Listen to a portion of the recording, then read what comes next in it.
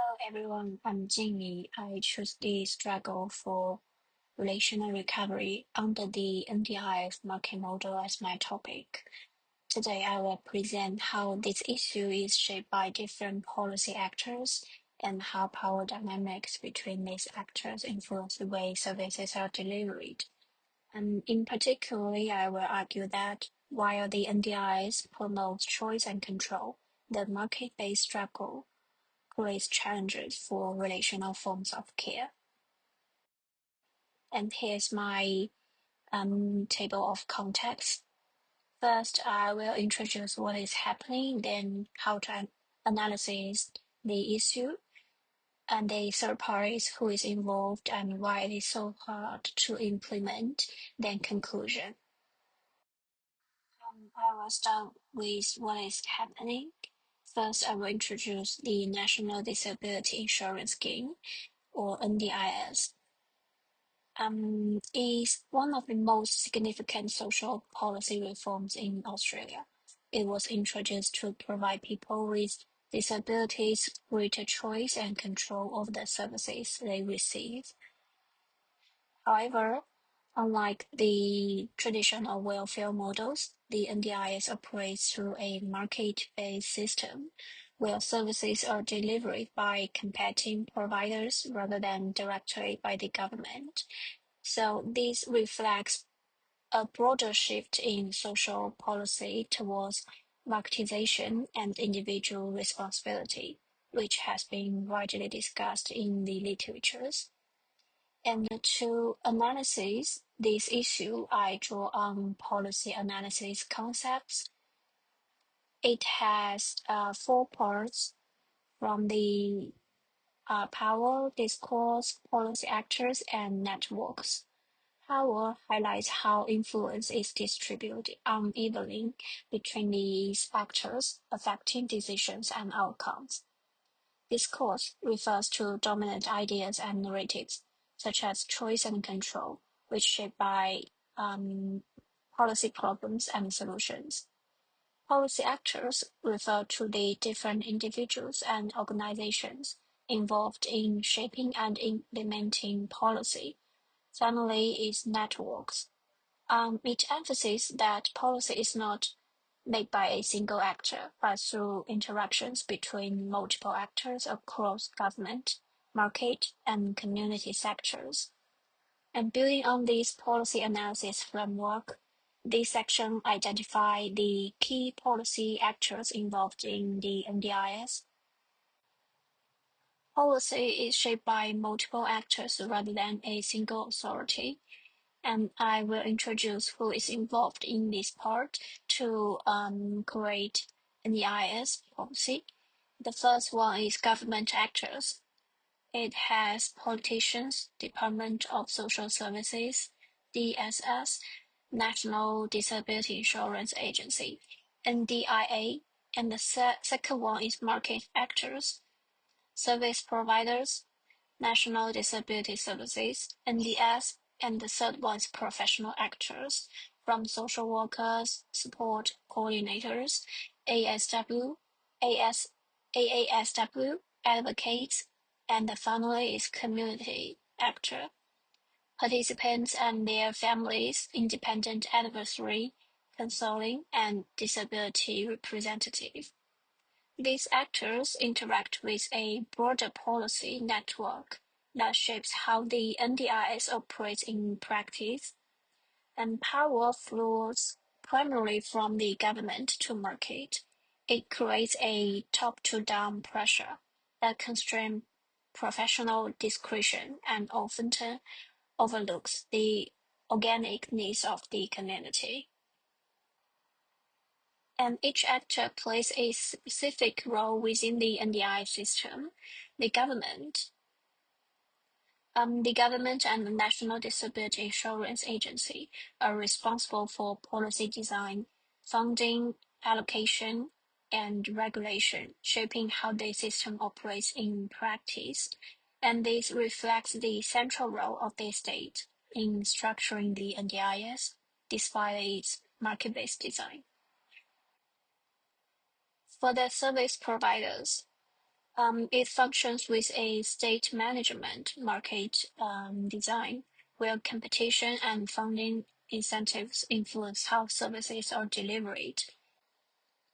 For the social workers and support coordinators, they often work under administrative pressures and fragmented conditions, which can limit their ability to provide relational and continuous care.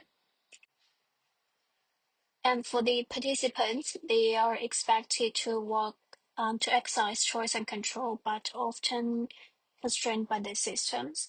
Overall, the government holds the structural powers with control over funding, rules, and system design. And for the service providers, they have some influence within the system, but their decisions are still shaped by funding structures and regulatory conditions.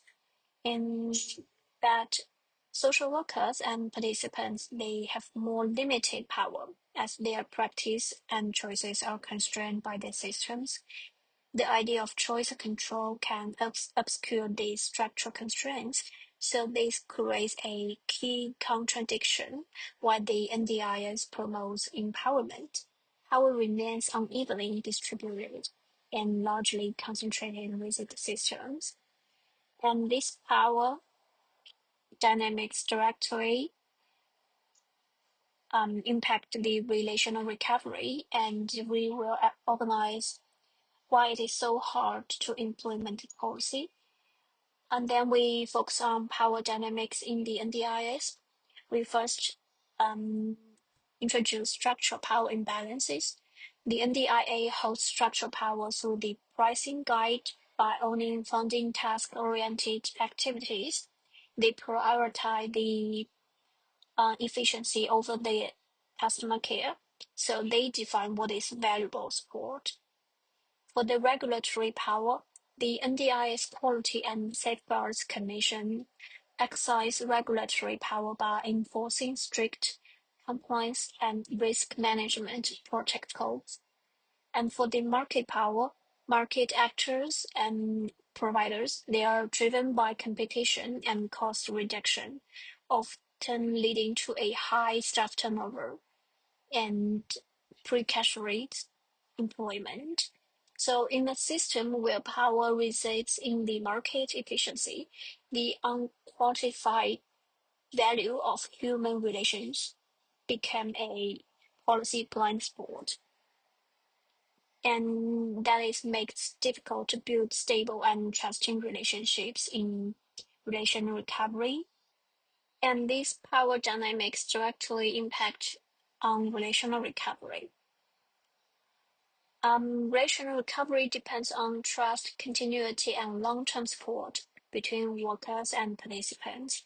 However, under the NDIS market model, services are often fragmented, delivered in short-term interactions, and affected by staff turnover and unstructured time needed for building trust and emotional connection is often labeled as non-billable, forcing social workers to prioritize efficiency over empathy.